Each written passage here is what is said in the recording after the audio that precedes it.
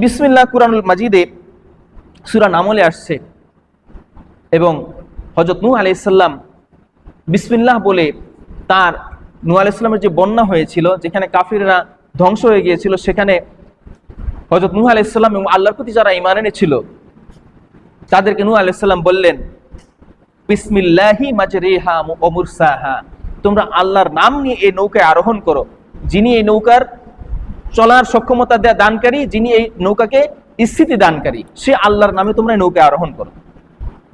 গেল এক নাম্বার। দ্বিতীয় নাম্বারে আল্লাহ রাব্বুল আলামিনের নবী সাইয়্যিদুনা সুলাইমান আলাইহিস সালাম তিনি সাবানানি বিলকিসের কাছে একটা চিঠি লিখেছিলেন।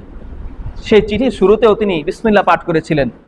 সূরা নামলের 30 নম্বর আয়াতে আসছে, ইন্নাহু মিন সুলাইমানা ওয়া ইন্নাহু বিসমিল্লাহির রহমানির রহিম। এই পরিপূর্ণ আয়াত কোরআনুল কারীমের সূরার মাঝখানেই একবারই আসছে।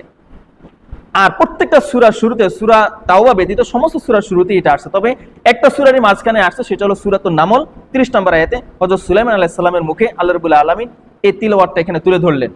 সুলাইমান আলাইহিস সালাম যখন চিঠি লিখলেন, চিঠির শুরুতে লিখলেন ইন্নাহু মিন সুলাইমান, এই চিঠিটা সুলাইমানের পক্ষ থেকে যাচ্ছে, ওয়া ইন্নাহু বিসমিল্লাহির রহমানির রহিম, এবং পরম করুণাময় অসীম দয়ালু আল্লাহর নামে এই চিঠিটা শুরু হচ্ছে। তো এটা প্রত্যেকটা কাজের, হালাল কাজের, বৈধ কাজের শুরুতে বিসমিল্লাহ বলাটা সুন্নত। এটা তাবাররুকান, আল্লাহর পক্ষ থেকে সাহায্যের জন্য, ইস্তেআনাতান, আল্লাহর পক্ষ থেকে সাহায্যের জন্য, এবং মানুষকে জানানোর জন্য ভাষণ হিসেবে এটাকে ব্যবহার করা হবে।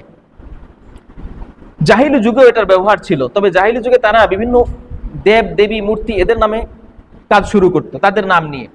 শেষ দিকে এসে তারা বলতো বিসমিকা আল্লাহুম্মা, এই শব্দটা রেওয়াজ ছিল। কিন্তু পরবর্তীতে যখন সাহাবায়ে কেরাম এটা বলতেন, কিন্তু যখন বিসমিল্লাহির রহমানির রহিম আয়াত নাজিল হলো, তখন থেকে এই বিসমিকা আল্লাহুম্মা এটা বাদ পড়ে গেল এবং বিসমিল্লাহির রহমানির রহিমের প্রচলন শুরু হয়ে গেল এবং আল্লাহ রাসূল সাল্লাল্লাহু আলাইহি ওয়াসাল্লাম এটা পড়তে নির্দেশ করলেন।